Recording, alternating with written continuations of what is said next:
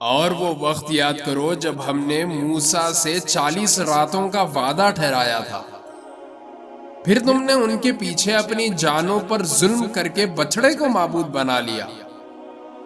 پھر اس سب کے بعد بھی ہم نے تم کو معاف کر دیا تاکہ تم شکر ادا کرو۔ اور یاد کرو جب ہم نے موسیٰ کو کتاب دی اور حق و باطل میں تمیز کا معیار بخشا تاکہ تم سیدھے راستے پر آ جاؤ۔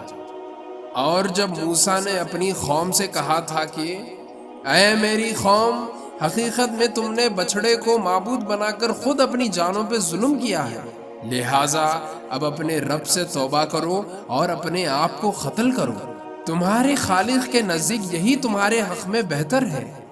اس طرح اللہ نے تمہاری توبہ قبول کر لی، بے شک وہی ہے جو اتنا معاف کرنے والا، اتنا رحم کرنے والا ہے۔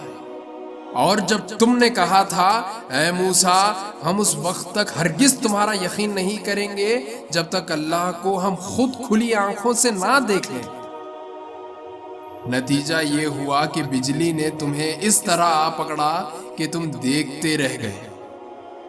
پھر ہم نے تمہیں تمہارے مرنے کے بعد دوسری زندگی دی تاکہ تم شکر گزار بنو، اور ہم نے تم کو بادل کا سایہ عطا کیا اور تم پر من و سلوہ نازل کیا، اور کہا کہ جو پاکیزہ رزق ہم نے تمہیں دیا ہے شوق سے کھاؤ۔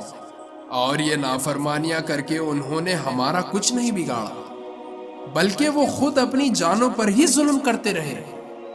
اور وہ وقت بھی یاد کرو جب ہم نے کہا تھا کہ اس بستی میں داخل ہو جاؤ اور اس میں جہاں سے چاہو جی بھر کر کھاؤ، اور بستی کے دروازے میں جھکے سروں کے ساتھ داخل ہونا، اور یہ کہتے جانا کہ یا اللہ، ہم آپ کی بخشش کے طلبگار ہیں، اس طرح ہم تمہاری خطائیں معاف کر دیں گے اور نیکی کرنے والوں کو اور زیادہ ثواب بھی دیں گے۔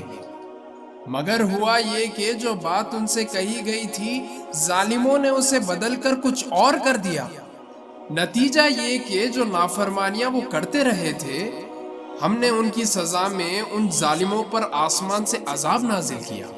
اور وہ وقت بھی یاد کرو جب موسیٰ نے اپنی قوم کے لیے پانی مانگا تو ہم نے کہا اپنی لاٹھی پتھر پر مارو، چنانچہ اس پتھر سے 12 چشمے پھوٹ نکلے۔ ہر ایک قبیلے نے اپنے پانی لینے کی جگہ معلوم کر لی۔ ہم نے کہا اللہ کا دیا ہوا رزق کھاؤ پیو اور زمین میں فساد مچاتے مت پھرنا۔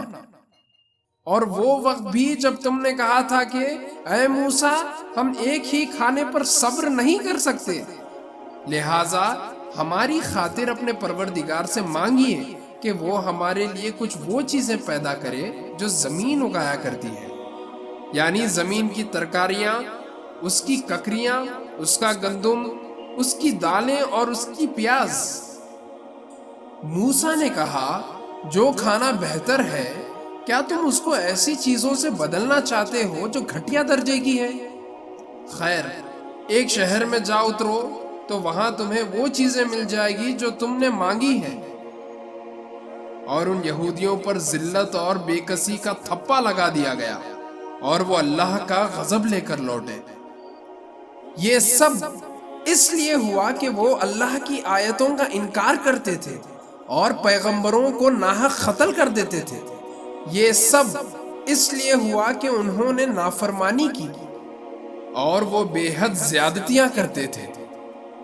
حق تو یہ ہے کہ جو لوگ بھی، خواہ وہ مسلمان ہو یا یہودی یا نصرانی یا سب بھی، اللہ اور آخرت کے دن پر ایمان لے آئیں گے اور نیک اعمال کریں گے، وہ اپنے پروردگار کے پاس اپنے اجر کے مستحق ہوں گے، اور ان کو نہ کوئی خوف ہوگا نہ وہ کسی غم میں مبتلا ہوں گے۔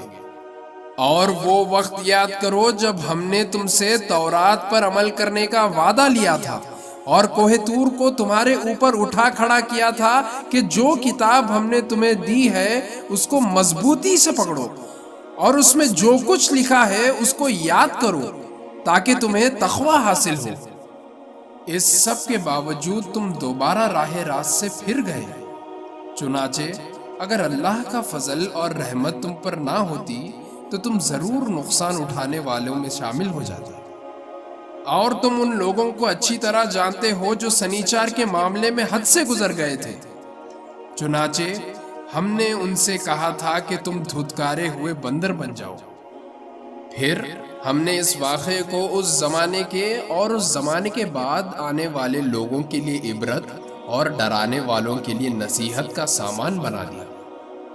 اور وہ وقت یاد کرو جب موسیٰ نے اپنی قوم سے کہا تھا کہ اللہ تمہیں حکم دیتا ہے کہ تم ایک گائے ذبح کرو۔ وہ کہنے لگے، کیا آپ ہمارا مذاق بناتے ہیں؟ موسیٰ نے کہا، میں اس بات سے اللہ کی پناہ مانگتا ہوں کہ میں ایسے نادانوں میں شامل ہوں جو مذاق میں جھوٹ بولیں۔ انہوں نے کہا کہ آپ ہماری خاطر اپنے رب سے درخواست کیجئے کہ ہمیں صاف صاف بتائے کہ وہ گائے کیسی ہو۔ اس نے کہا، اللہ فرماتا ہے کہ وہ ایسی ہو کہ نہ بہت بوڑھی نہ بالکل کم عمر، بلکہ ان دونوں کے بیچ میں ہو۔ بس اب جو حکم تمہیں دیا گیا ہے اس پر عمل کر لو۔ کہنے لگے، آپ ہماری خاطر اپنے رب سے درخواست کیجئے کہ ہمیں صاف صاف بتائیں کہ اس کا رنگ کیسا ہو۔ موسیٰ نے کہا، اللہ فرماتا ہے کہ وہ ایسے تیز زرد رنگ کی گائے ہو جو دیکھنے والوں کا دل خوش کر دے۔ انہوں نے پھر کہا کہ آپ ہماری خاطر اپنے رب سے درخواست کیجئے کہ ہمیں صاف صاف بتائے کہ وہ گائے کیسی ہو۔ اس گائے نے تو ہمیں الجھن میں ڈال دیا ہے، اور اللہ نے چاہا تو ہم ضرور اس کا پتہ لگا لیں گے۔ موسیٰ نے کہا، اللہ فرماتا ہے کہ وہ ایسی گائے ہو جو کام میں جٹ کر زمین نہ جوتتی ہو اور نہ کھیتی کو پانی دیتی ہو، پوری طرح صحیح سالم ہو، جس میں کوئی داغ نہ ہو۔ انہوں نے کہا، ہاں اب آپ ٹھیک ٹھیک پتہ لے کر آئے۔ اس کے بعد انہوں نے اسے ذبح کیا، جبکہ لگتا نہیں تھا کہ وہ کر پائیں گے۔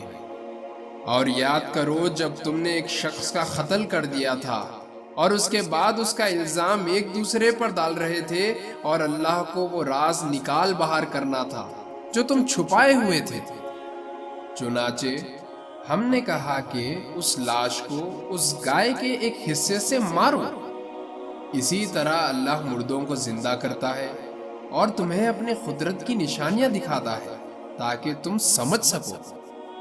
اس سب کے بعد تمہارے دل پھر سخت ہو گئے، یہاں تک کہ وہ ایسے ہو گئے جیسے پتھر، بلکہ سختی میں کچھ اس سے بھی زیادہ، کیونکہ پتھر میں سے کچھ ایسے بھی ہوتے ہیں جن سے نہریں پھوٹ بہتی ہیں، اور انہی میں سے کچھ وہ ہوتے ہیں جو خود پھٹ پڑتے ہیں اور ان سے پانی نکل آتا ہے، اور انہی میں سے وہ پتھر بھی ہیں جو اللہ کے خوف سے لڑک جاتے ہیں۔ اور جو کچھ تم کر رہے ہو اللہ اس سے بے خبر نہیں ہے۔ مسلمانوں، کیا اب بھی تمہیں یہ لالچ ہے کہ یہ لوگ تمہارے کہنے سے ایمان لے آئیں گے؟